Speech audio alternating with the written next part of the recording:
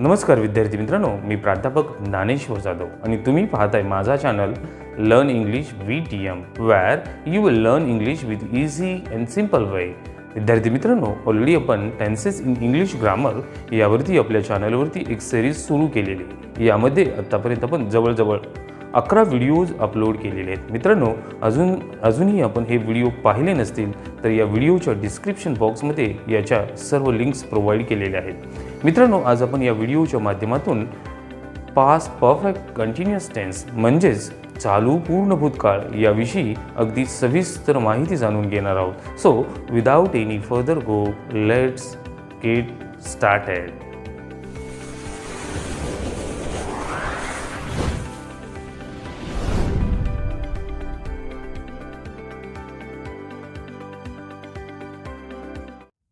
विद्यार्थी मित्रांनो, आज आपण या व्हिडिओच्या माध्यमातून पास्ट परफेक्ट कंटिन्युअस टेन्सचा या ठिकाणी अभ्यास करणार आहोत. यापूर्वीच्या व्हिडिओमध्ये आपण प्रेझेंट परफेक्ट कंटिन्युअस टेन्सचा अभ्यास केला. चला तर मित्रांनो, मग या काळाचा नेमका कुठे आणि केव्हा वापर केला जातो याविषयी सविस्तर या ठिकाणी माहिती जाणून घेऊया. मित्रांनो, जेव्हा एखादी क्रिया भूतकाळात सतत परंतु दीर्घकाळ चालू राहिलेली असते तेव्हा अशी क्रिया व्यक्त करण्यासाठी पास्ट कंटिन्युअस परफेक्टचा या ठिकाणी यूज केला जातो. मित्रांनो, मग पास्ट परफेक्ट कंटिन्युअस टेन्स म्हणजे नेमकं आहे तरी काय, त्यामध्ये कोणत्या प्रकारची रचना असते, हा काळ नेमका कुठे आणि कसा यूज केला जातो, या काळातील नकारार्थी आणि प्रश्नार्थक वाक्य कशी तयार केली जातात याचा सुद्धा या व्हिडिओच्या मार्फत या ठिकाणी आपण अभ्यास करणार आहोत. Let us first of all see what is mean by past perfect continuous tense. Past perfect continuous tense represents an ongoing action that started and continued for some time in the past. म्हणजे अशा प्रकारची action की जी भूतकाळामध्ये सुरू झालेली असते आणि काही विशिष्ट कालावधीपर्यंत ती सुरूच राहते, तेही केव्हा पास्टमध्येच. तेव्हा अशा प्रकारच्या काळाला पास्ट परफेक्ट कंटिन्युअस टेन्स असं संबोधलं जातं. To indicate time reference for and since are used. ज्या पद्धतीनं आपण या ठिकाणी प्रेझेंट परफेक्ट कंटिन्युअस टेन्समध्ये फॉर आणि सिन्सचा या ठिकाणी ॲक्च्युअली यूज पाहिला, सेम टाईम रेफरन्ससाठी या काळामध्ये सुद्धा फॉर आणि सिन्सचा वापर केला जातो. It describes when the action started and how long it continued in the past. की याच्या माध्यमातून आपल्याला ही ॲक्शन कधी सुरू झाली आणि त्याचबरोबर किती काळ ही पास्ट टेन्समध्येच कंटिन्यू म्हणजे चालू स्थितीत होती. Let us for better understanding let us see few examples. I had been writing articles on various topics for 3 hours.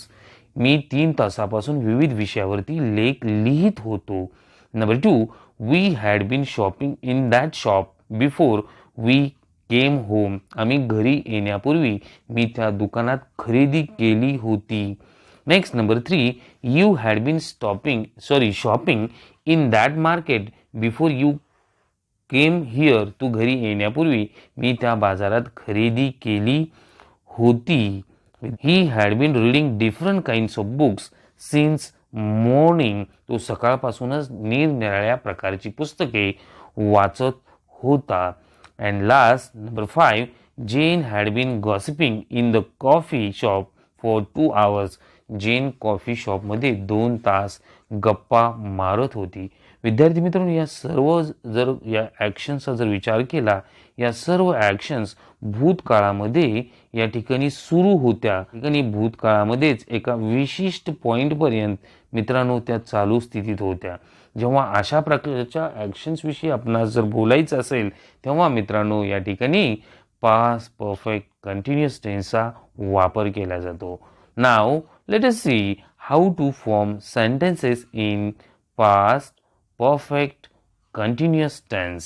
Okay, first of all we will use what we call subject plus had plus been plus V4 plus object, as we have used what we call have and has in present perfect continuous tense. Now in past we are using had. Let us see the very first sentence for better understanding.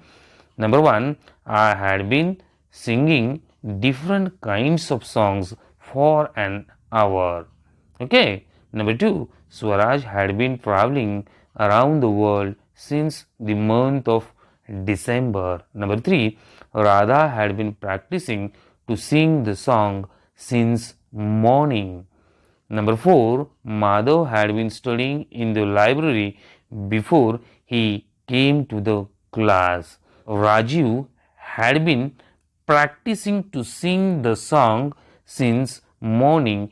If we look towards the underlined word, had been singing, had been traveling, had been practicing, had been studying, had been practicing, obviously we can understand that these sentences belongs to past perfect continuous tense, because the action which was started in the past and it is continued for some moment in the past. That's why to express such kinds of actions, we are using past perfect continuous tense.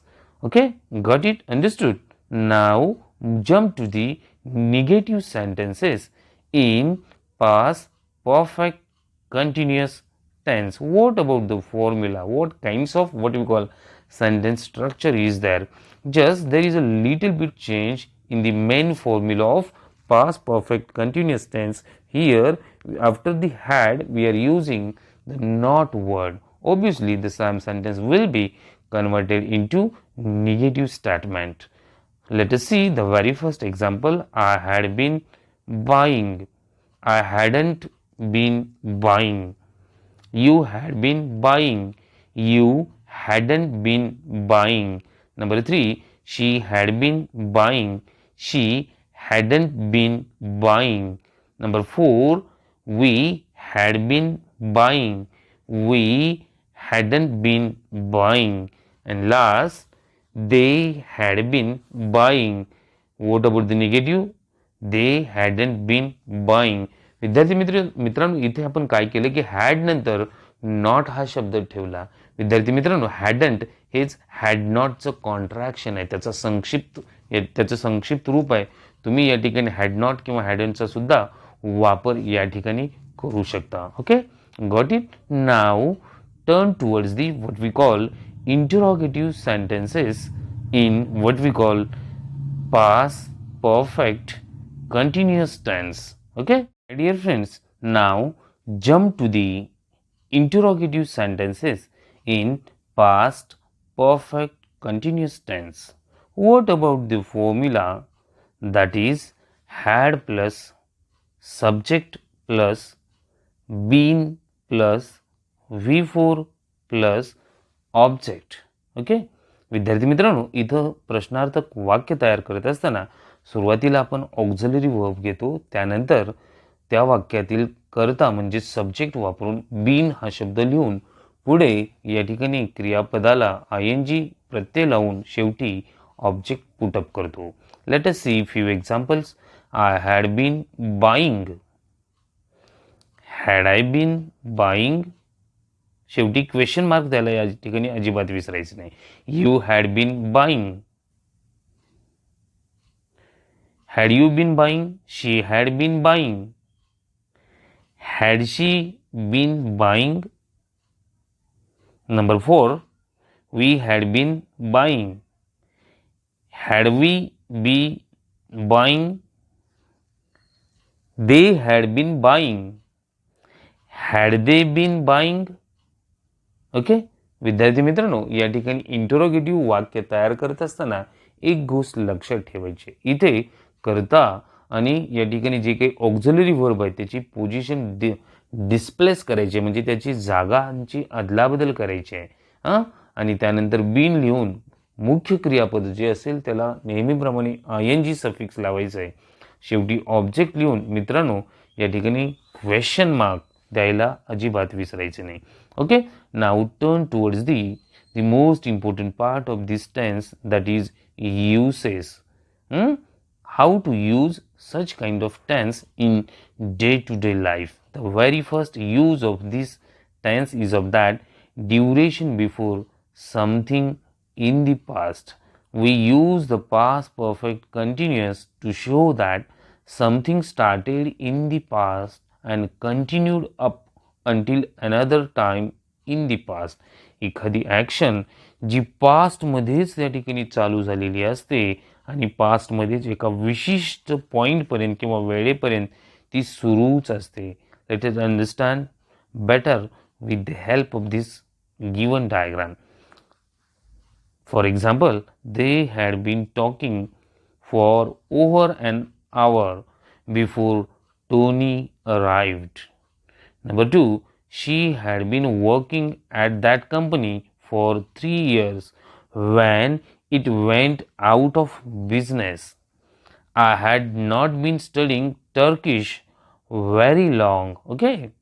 Number 2, the second use of past perfect continuous tense is of that cause of something in the past which is related to cause. कारणाशी संबंधित असणारं या ठिकाणी आपण त्याचा use जाणून घेणार आहोत. Okay. Using the past perfect continuous before another action in the past is a good way to show cause and effect. Monica was tired because she had been jogging. आता मोनिका का टायर्ड आहे? कारण ती काय करत होती? जॉगिंग. ती का थकलेली आहे? कारण ती जॉगिंग करत होती. Sonali gained weight because she had been overeating. Anjali failed the final test because she had not been attending class. आता अंजली फायनल टेस्ट का फेल झाली? कारण शी हॅड नॉट बीन अटेंडिंग. आपण काय काय पाहिलं मित्रांनो या व्हिडिओच्या माध्यमातून? आज आपण पास्ट परफेक्ट कंटिन्युअस टेन्सची रचना, त्या काळातील वाक्य कशी फॉर्म केली जातात, या काळातील इंटरॉगेटिव्ह सेंटेन्स, त्याच काळातील निगेटिव्ह सेंटेन्स याचा या ठिकाणी यूज दैनंदिन जीवनामध्ये केव्हा आणि कसा केला जातो याविषयी सुद्धा अगदी सविस्तर माहिती पाहिली. विद्यार्थी मित्रांनो, जर आपणास व्हिडिओ खरोखरच आवडला असेल तर लाईक, कमेंट आणि शेअर करायला अजिबात विसरू नका. ओके. व्हिडिओ अगदी शेवटपर्यंत पाहिल्याबद्दल धन्यवाद.